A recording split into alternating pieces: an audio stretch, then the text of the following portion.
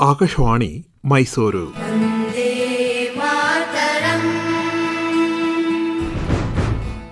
ಅಮೃತ ಸ್ವಾತಂತ್ರ್ಯ ಮಾಲಿಕೆಯಲ್ಲಿ ಈಗ ಶ್ರೀ ಅರವಿಂದರು ಕಂಡ ಭಾರತ. ಮಾತನಾಡುವವರು ಎನ್ ಉಮೇಶ್ ಪ್ರಸಾದ್. ಋಷಿತುಲ್ಯ ರಾಷ್ಟ್ರಪುರುಷ ಯೋಗಿ ಅರವಿಂದರು ಭಾರತ ಸ್ವಾತಂತ್ರ್ಯ ಸಮರದ ನಾಯಕರು, ರಾಷ್ಟ್ರೀಯ ಪ್ರಜ್ಞೆಯ ಪ್ರೇರಕರು, ಅತಿಮಾನಸ ಶಕ್ತಿಯ ಸಾಧಕರು. ವಜ್ರಾದಿಪಿ ಕಠೋರಾಣಿ ಮೃದೂನಿ ಕುಸುಮಾನಿ ಚ ಎಂಬ ವ್ಯಕ್ತಿತ್ವದ ವಾಹಕರು.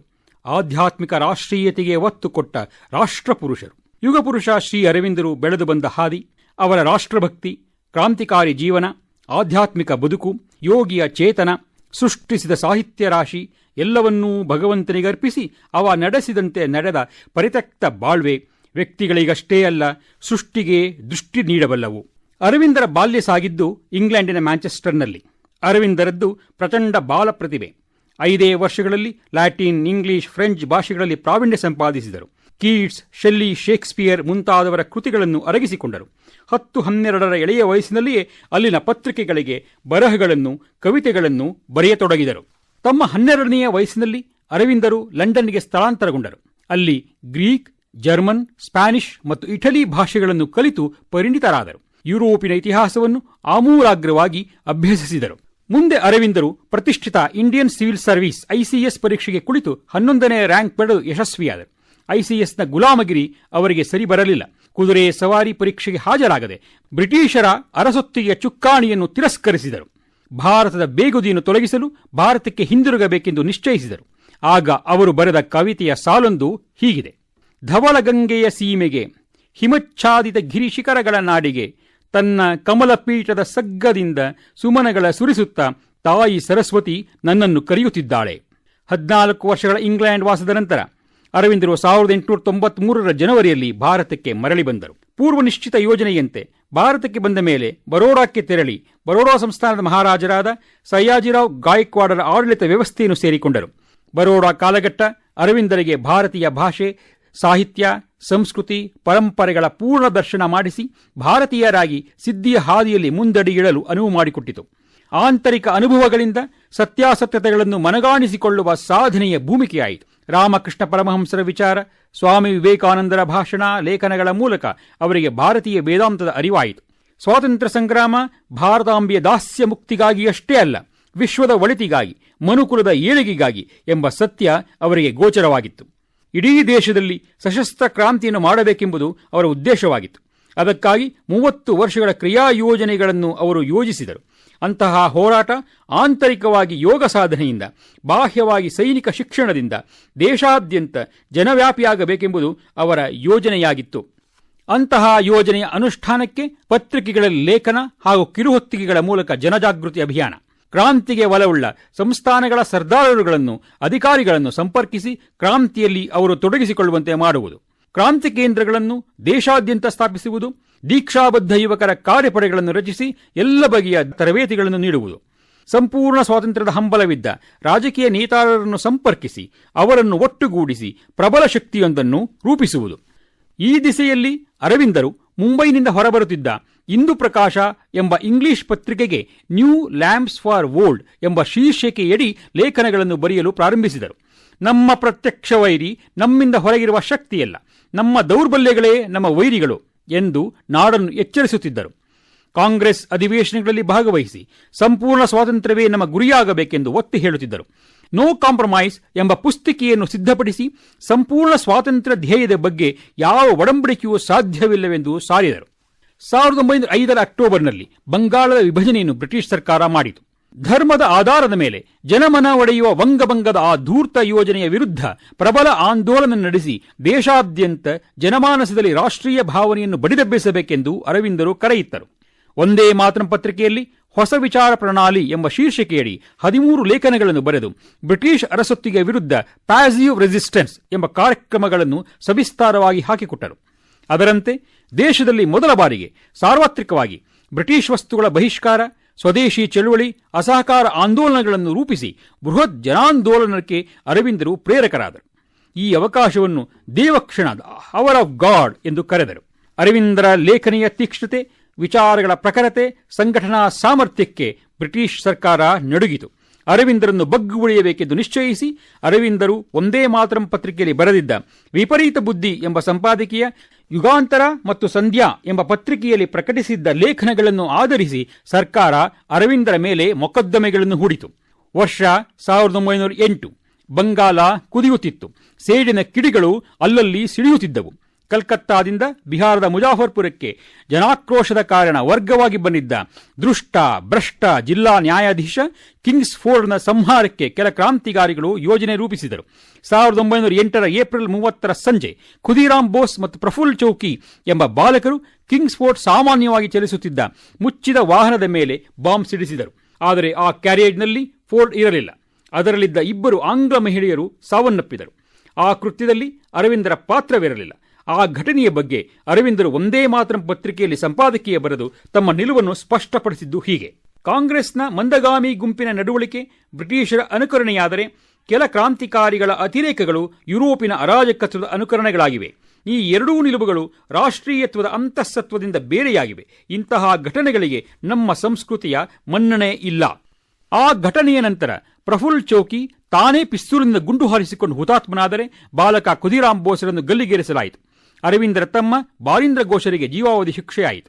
ಆ ಘಟನೆಯ ಸಂಚುಕೋರರೆಂದು ಆರೋಪಿಸಿ ಸರ್ಕಾರ ಶ್ರೀ ಅರವಿಂದರನ್ನು 1908 ಮೇ 5 ಬಂಧಿಸಿ ಆಲಿಪುರ್ ಜೈಲಿನಲ್ಲಿ ಸೆರೆಯಿಟ್ಟಿತು. ಅರವಿಂದರ ಪರ ಕೋರ್ಟಿನಲ್ಲಿ ವಾದ ಮಂಡಿಸಿ ಜಯಿಸಿದವರು ದೇಶಬಂಧು ಚಿತ್ತರಂಜನ್ ದಾಸ್. 1 ವರ್ಷದ ಸೆರೆವಾಸದ ನಂತರ 1909 ಮೇ 6 ಅರವಿಂದರನ್ನು ನಿರಪರಾಧಿಗಳೆಂದು ಘೋಷಿಸಿ ಕೋರ್ಟ್ ಬಿಡುಗಡೆ ಮಾಡಿತು. ಆಲಿಪುರ್ ಜೈಲಿನ 1 ವರ್ಷದ ಏಕಾಂತ ಸೆರೆವಾಸ ಅರವಿಂದರ ಬಾಳಿಗೆ ಹೊಸ ಬೆಳಕಾಯಿತು.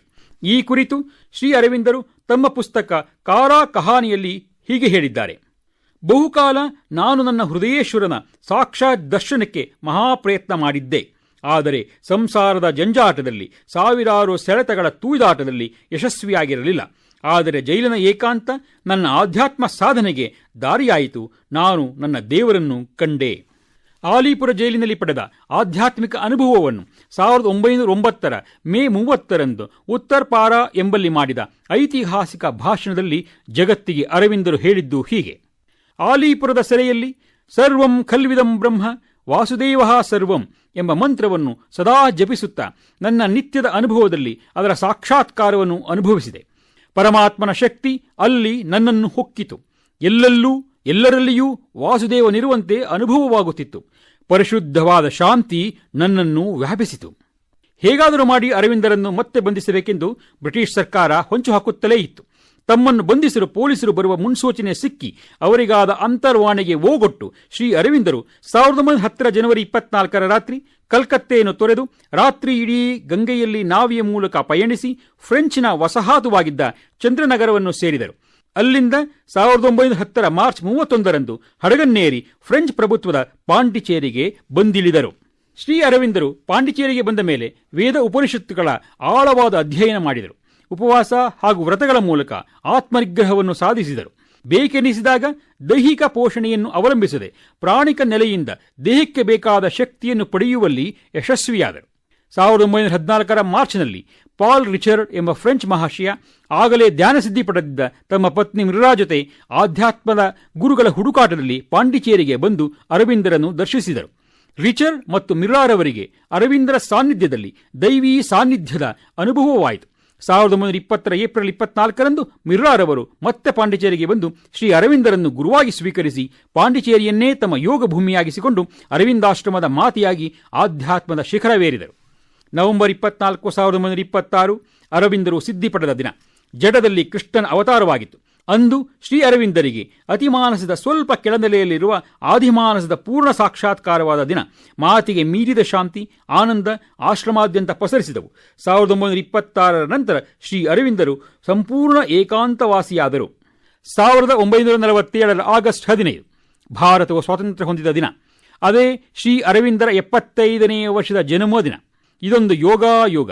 ಸ್ವಾತಂತ್ರ್ಯವನ್ನು ಸ್ವಾಗತಿಸುತ್ತಾ ಯೋಗಿ ಅರವಿಂದರು, ಯಾವ ಕಾರ್ಯಕ್ಕಾಗಿ ನಾನು ಜೀವನವನ್ನು ಆರಂಭಿಸಿದೆನೋ ಅದಕ್ಕೆ ದೈವೀ ಶಕ್ತಿ ಮನ್ನಣೆಯ ಮುದ್ರೆಯುತ್ತಿದೆ. ನಂತರದ ದಿನಗಳಲ್ಲಿ ಅರವಿಂದರು ಬರೋಡಾದಲ್ಲಿದ್ದಾಗ ಪ್ರಾರಂಭಿಸಿದ್ದ ಸಾವಿತ್ರಿ ಮಹಾಕಾವ್ಯದ ಲೇಖನಗಳಿಗೆ ಅಂತಿಮ ರೂಪವಿತ್ತರು. 12 ಭಾಗಗಳಲ್ಲಿ ಸಾವಿತ್ರಿಯ ರಚನೆಯ ಪರಿಸಮಾಪ್ತಿಯಾಯಿತು. 1950 ಡಿಸೆಂಬರ್ 4 ರಾತ್ರಿ 1:26 ಶ್ರೀ ಅರವಿಂದರು ತಮ್ಮ ಭೂಲೋಕದ ಪಯಣಕ್ಕೆ ಮಂಗಳ ಹಾಡಿದರು. ಬಂಗಾರದ ಬಣ್ಣದ ನಿಶಾಂತ ಶಾಂತ ತೇಜದ ತಪಸ್ತಪ್ತ ಶರೀರ ಬ್ರಹ್ಮನಲ್ಲಿ ಲೀನವಾಯಿತು. ಯೋಗಿ ಅರವಿಂದರು ದೇಹ ತ್ಯಜಿಸಿ 71 ವರ್ಷಗಳಾಯಿತು. ಸ್ವತಂತ್ರ ಭಾರತ 75ನೇ ವರ್ಷಕ್ಕೆ ಕಾಲಿಟ್ಟಿದೆ. ಅರವಿಂದರು ಕಂಡ ಭಾರತವನ್ನು ಸಾಕಾರಗೊಳಿಸುವುದು ಎಲ್ಲರ ಕರ್ತವ್ಯ. ಅರವಿಂದರು ಕಂಡ ಭಾರತ ಹೇಗಿತ್ತು? 1947 ಆಗಸ್ಟ್ 15 ಅರವಿಂದರು ನೀಡಿದ ಸ್ವಾತಂತ್ರ್ಯೋತ್ಸವದ ಸಂದೇಶದಲ್ಲಿ ಅವರು ಕಂಡ ಭಾರತ ಅಡಕವಾಗಿದೆ. ಅಂದು ಅವರು ಹೇಳಿದ್ದೇನು? ಆಗಸ್ಟ್ 15 ಸ್ವತಂತ್ರ ಭಾರತದ ಜನ್ಮದಿನ, ಹೊಸ ಶಕೆಯ ಪ್ರಾರಂಭದ ದಿನ. ಇದು ನಮಗಷ್ಟೇ ಮಹತ್ವದ ದಿನವಲ್ಲ, ಇಡೀ ವಿಶ್ವಕ್ಕೆ ಮಹತ್ತರವಾದ ದಿನ. ಅನಂತ ಸಾಮರ್ಥ್ಯದ ಹೊಸ ಶಕ್ತಿಯೊಂದು ಉದಯಿಸಿದ ದಿನ. ಭಾರತದ ಮೂಲತತ್ವ ಎಲ್ಲರ ಹಿತವನ್ನು ಬಯಸುತ್ತದೆ. ವಸುದೈವ ಕುಟುಂಬಕಂ ಎಂಬ ಭಾವದಿಂದ ಸರ್ವೇ ಜನಾ ಸುಖಿನೋ ಭವಂತು ಎಂದು ಸಮಷ್ಟಿಯ ಹಿತವನ್ನು ಕೋರುತ್ತದೆ. ದೇವನೊಬ್ಬ, ನಾಮ ಹಲವು, ಸತ್ಯವೊಂದೇ, ದಾರಿ ಬೇರೆ ಎಂಬ ನಂಬಿಕೆಗಳಿಂದ ಎಲ್ಲ ಜನಾಂಗಗಳ ನಂಬಿಕೆಯನ್ನು ಗೌರವಿಸುತ್ತದೆ. ಪುತ್ರೋಹಂ ಪೃಥಿವ್ಯಾ ಎನ್ನುವ ಮೂಲಕ ಭೂಮಿಯ ಮೇಲಿರುವ ಎಲ್ಲರೂ ಭೂತಾಯಿಯ ಮಕ್ಕಳು ಎಂದು ವಿಶ್ವ ಭ್ರಾತೃತ್ವವನ್ನು ಸಾರುತ್ತದೆ. ಹಾಗಾಗಿ ಭಾರತ ಮಾತೆಗೆ ಎಲ್ಲರನ್ನೂ ಮಾತೃವಾತ್ಸಲ್ಯದಿಂದ ನೋಡುವ ಹೃದಯವಂತಿಕೆ ಇದೆ. ಹೀಗಾಗಿ ಭಾರತ ಜಗತ್ತಿನ ರಾಜಕೀಯ, ಸಾಮಾಜಿಕ, ಸಾಂಸ್ಕೃತಿಕ ಹಾಗೂ ಆಧ್ಯಾತ್ಮಿಕ ಭವಿಷ್ಯವನ್ನು ರೂಪಿಸಬೇಕೆಂದು ಶ್ರೀ ಅರವಿಂದರು ಬಯಸಿದ್ದರು. ಸ್ವಾತಂತ್ರ್ಯದ ನಲಿವಿನೊಂದಿಗೆ ದೇಶ ವಿಭಜನೆಯ ನೋವು ಅರವಿಂದರನ್ನು ಬಹುವಾಗಿ ಕಾಡಿತು. ಭಾರತ ದೇವಭೂಮಿ. ಭಗವಂತನು ಒಂದಾಗಿಸಿದ್ದನ್ನು ನಾವು ವಿಭಜಿಸಬಾರದು. ಭಾರತದ ಭೌಗೋಳಿಕ ಏಕತೆ ಹಾಗೂ ಅಖಂಡತೆ ಒಂದು ವ್ಯಾವಹಾರಿಕ ಆದ್ಯತೆಯಲ್ಲ, ಅದು ಆಧ್ಯಾತ್ಮಿಕ ಅವಶ್ಯಕತೆ. ವಿಭಜನೆ ತೊಲಗಬೇಕು, ಅಖಂಡ ಭಾರತ ಮತ್ತೊಮ್ಮೆ ಮೈದಳೆಯಬೇಕು ಎಂಬುದು ಶ್ರೀ ಅರವಿಂದರ ಅಭೀಪ್ಸೆಯಾಗಿತ್ತು. ಆಗಸ್ಟ್ 15 ಆ ಸಂದೇಶದಲ್ಲಿ ಮುಂದುವರೆದ ಅರವಿಂದರು ಹೇಳುತ್ತಾರೆ, ಭಾರತ ವಿಭಜನೆ ತಾತ್ಕಾಲಿಕ ಪ್ರಯೋಗವಷ್ಟೇ. ಇದೇ ಮುಂದುವರೆದರೆ ಭಾರತ ಶಕ್ತಿಹೀನವಾಗುತ್ತದೆ. ಮತ್ತಷ್ಟು ಬಿರುಕುಗಳು ಆಗಬಹುದು. ಒಳಗಿಂದ ದೇಶದ ರಕ್ತ ಹೀರುವ ಕ್ಷುದ್ರ ಶಕ್ತಿಗಳು ವಿಜೃಂಭಿಸಬಹುದು. ಪರಕೀಯ ಆಕ್ರಮಣಗಳು ಆಗಬಹುದು. ಹಾಗಾಗಿ ಭಾರತ ವಿಭಜನೆ ತಾತ್ಕಾಲಿಕ ಪ್ರಯೋಗವಷ್ಟೇ ಎಂಬ ಮಾತನ್ನು ಒಪ್ಪಂದದಲ್ಲಿ ಸೇರಿಸಬೇಕು ಹಾಗೂ ಮುಂದಿನ ದಿನಗಳಲ್ಲಿ ಅಖಂಡತೆಯನ್ನು ಸಾಧಿಸುವ ನಿಶ್ಚಿತ ಪ್ರಯತ್ನಗಳಾಗಬೇಕು ಎಂದು ಹೊಸ ಸರ್ಕಾರವನ್ನು ದಾರ್ಶನಿಕ ಅರವಿಂದರು ಆಗ್ರಹಿಸಿದ್ದರು. ವಿಶ್ವದ ಇತಿಹಾಸಗಳನ್ನು, ತತ್ವಶಾಸ್ತ್ರಗಳನ್ನು ಹಾಗೂ ಸಾಮಾಜಿಕ ಶಾಸ್ತ್ರಗಳನ್ನು ಆಳವಾಗಿ ತುಲನಾತ್ಮಕವಾಗಿ ಅಧ್ಯಯನ ಮಾಡಿ ಜೀರ್ಣಿಸಿಕೊಂಡಿದ್ದವರು ಮಹರ್ಷಿ ಅರವಿಂದರು. ಪೌರಾತ್ಯ ಮತ್ತು ಪಾಶ್ಚಾತ್ಯ ದೇಶಗಳ ವಿಸ್ತೀರ್ಣವಾದ ಮತ್ತು ಆಕ್ರಮಶೀಲತೆಯ ಪೂರ್ಣ ಪರಿಚಯ ಅವರಿಗಿತ್ತು. ಆಕ್ರಮಣಗಳಿಗೆ ಸಿಲುಕಿ ವಿಶ್ವದ ಅನೇಕ ನಾಗರಿಕತೆಗಳ ಧ್ವಂಸವಾಗಿ ಹೋಗಿದ್ದ ಅರಿವು ಅವರಿಗಿತ್ತು. 2 ವಿಶ್ವಯುದ್ಧಗಳ ಪ್ರತ್ಯಕ್ಷ ಅನುಭವ ಅರವಿಂದರದಾಗಿತ್ತು. ಗೆದ್ದ ಸೈನ್ಯಗಳ ಆರ್ಭಟ ಮತ್ತು ಅತ್ಯಾಚಾರ, ನಲುಗಿದ ದೇಶಗಳ ನೋವು, ಸಂಕಟಗಳು ಅವರ ಮನ ಕಲಕಿದ್ದವು. ತುಲನಾತ್ಮಕವಾಗಿ ಭಾರತದ ಚರಿತ್ರೆ ಮತ್ತು ಭಾರತಾಂಬಿ ಅಂತರಾತ್ಮದ ಆಳ ಹರವುಗಳನ್ನು ಬಲ್ಲ ಅರವಿಂದರಿಗೆ ವಿಶ್ವಶಾಂತಿಗೆ, ಮನುಕುಲದ ಭ್ರಾತೃತ್ವಕ್ಕೆ ತಾಯಿ ಭಾರತೀಯ ವಾತ್ಸಲ್ಯ ಸಿಂಚನ ಒಂದೇ ದಿವ್ಯೌಷಧ ಎಂಬ ನಂಬಿಕೆ ದೃಢವಾಗಿತ್ತು. ಹೀಗಾಗಿ 1949ರಲ್ಲಿ ತಾವು ಬರೆದ ಐಡಿಯಲ್ ಹ್ಯೂಮನ್ ಯೂನಿಟಿ ಎಂಬ ಪುಸ್ತಕದಲ್ಲಿ ಶ್ರೀ ಅರವಿಂದರು ಹೀಗೆ ಹೇಳುತ್ತಾರೆ, ವಿಶ್ವದಲ್ಲಿ ಶಾಶ್ವತ ಶಾಂತಿ ಹಾಗೂ ಏಳಿಗೆಯನ್ನು ಪ್ರತಿಷ್ಠಾಪಿಸಲು ಹೊಸ ಭರವಸೆಯ ಬೆಳಕೊಂದನ್ನು ಎಲ್ಲರ ಹೃನ್ಮನಗಳಲ್ಲಿ ಭಗವತಿಯು ಮೂಡಿಸಲಿದ್ದಾಳೆ. ಆ ಬೆಳಕಿನ ಅರಿವು ಮನುಕುಲದ ಏಕತೆಯನ್ನು ಸಾಧಿಸಿ ಶಾಶ್ವತವಾದ ವಿಶ್ವಶಾಂತಿ ಹಾಗೂ ಸೌಹಾರ್ದತೆಗೆ ಭದ್ರ ಬುನಾದಿಯಾಗಿ ಮನುಕುಲದ ಅತ್ಯುಚ್ಚ ಕನಸಾದ ಪರಿಪೂರ್ಣ ಸಮಾಜ, ಪರಿಪೂರ್ಣ ಜನಾಂಗದ ಸ್ಥಿತಿಗೆ ಎಡೆಮಾಡಿಕೊಟ್ಟು ಮಾನವನ ಆತ್ಮ ಹಾಗೂ ಮಾನವನ ಪ್ರಕೃತಿ ಅಭೂತಪೂರ್ವ ವಿಕಾಸಕ್ಕೆ ಕಾರಣೀಭೂತವಾಗಲಿದೆ. ಭಾರತಕ್ಕೆ ಸ್ವಾತಂತ್ರ್ಯ ಬಂದಿರುವುದು ಆಕೆಯ ಉನ್ನತಿಗಾಗಿಯಷ್ಟೇ ಅಲ್ಲ, ವಿಶ್ವದ ಉನ್ನತಿಗಾಗಿ, ಹೊಸ ರೀತಿ ರಿವಾಜುಗಳ ಸೃಷ್ಟಿಗಾಗಿ, ವರ್ಲ್ಡ್ ಸ್ಟೇಟ್ ವಿಶ್ವರಾಜಸತ್ತೆಯ ಪ್ರತಿಷ್ಠಾಪನೆಗಾಗಿ. ಆದ್ದರಿಂದ ವಿಶ್ವವನ್ನು ಮುನ್ನಡೆಸುವ ಹೊಣೆಗಾರಿಕೆ ಭಾರತದ್ದು ಎಂದು ಭವಿಷ್ಯ ಭಾರತದ ಕಲ್ಪನೆಯನ್ನು ನಮ್ಮ ಮುಂದೆ ಇಟ್ಟವರು ಶ್ರೀ ಅರವಿಂದರು.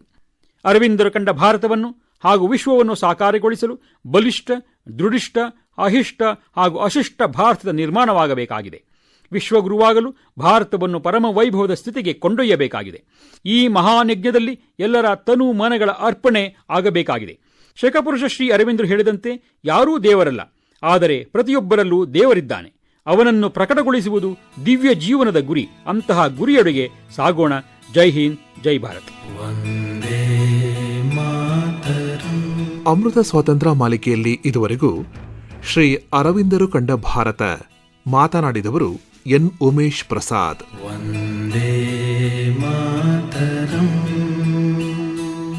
ಈ ಕಾರ್ಯಕ್ರಮ ಆಕಾಶವಾಣಿ ಮೈಸೂರು ಕೇಂದ್ರದಿಂದ ಮೂಡಿಬಂತು.